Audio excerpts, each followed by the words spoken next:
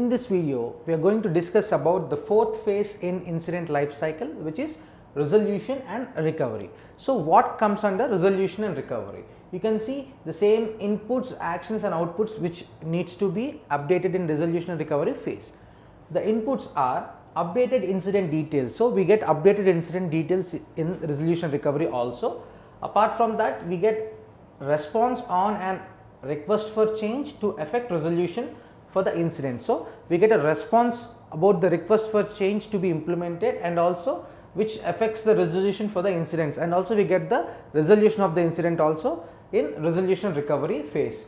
Any derived workaround or solution. So if it is an existing workaround which needs to be addressed to, so this is also provided in the inputs here. So what actions are to be performed in recovery and resolution? The actions are resolve the incident using solutions or workarounds, or alternatively we raising a request for change including a check for the solution, because to check the solution resolution also we raise this RFC here.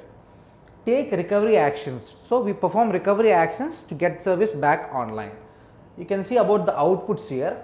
RFC for incident resolution. So what we get the output from these actions are request for change for incident resolution and also resolved incident including recovery details. So we also have the output of the resolved incident with the recovery options which needs to be documented so that it can be used for the further issues also as a workaround. Updated incident details. So as we have the updated incident details here, in the output also some more details will be updated. So we will be having the updated incident details here also. Take an example like in the previous video we discussed about 4 users not able to accessing the website in Internet Explorer. Take the same example here. We will be having the updated details of that information, and if any request for change is required, that means the website is having any standard version of the Internet Explorer to be used. For that, if that needs to be changed in any of the user system, so we have to raise for request for change RFC so that it is updated on all the users computers or machines, so that they will be having a standard version of Internet Explorer which supports all the websites here. Any derived workaround or solution. So if you have any workaround from the previous existing issues, so that also is carry forwarded in this inputs for us.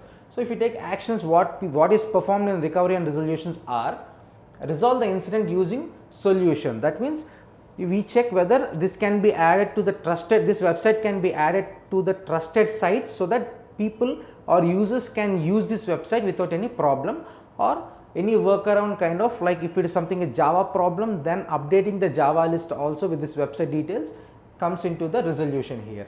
To raise an RFC, as we discussed, we also raise a request for change if it needs to be updated to the standard version in each and every user's machine. Take recovery actions. So to bring it back online or to make it accessible to the 4 users, we also take the recovery actions here. And coming to output, if RFC is raised for incident resolution, then it is updated in the output table, and also resolved incident details including recovery details also is updated. In the same way, updated incident details also is updated for incident closure, which will be talking about in the next video.